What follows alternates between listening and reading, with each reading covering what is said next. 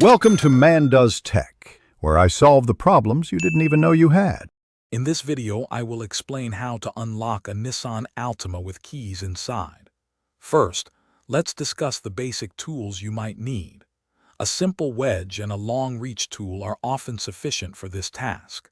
It's important to work carefully to avoid any damage to your vehicle's paint or weather stripping. Always prioritize safety and ensure your car is in a secure location before you begin. Now, let's walk through using a wedge and a long reach tool. Begin by gently inserting the wedge into the upper corner of the driver's side door frame. This creates a small, safe opening. Once you have a sufficient gap, carefully slide your long reach tool through.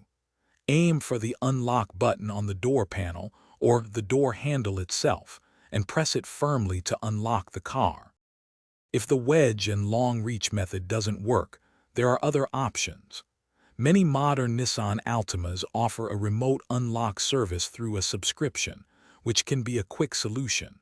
If you're unsure or uncomfortable, calling a professional locksmith is always the safest bet. They have specialized tools and expertise to unlock your car without causing any damage. To prevent future lockouts, always make it a habit to check for your keys before closing your car door. Keeping a spare key with a trusted friend or in a secure, magnetic hide-a-key box can save you a lot of trouble. These simple precautions can help ensure you never find yourself in this frustrating situation again. Drive safely. Thanks for watching. If you found this helpful, don't forget to like and subscribe.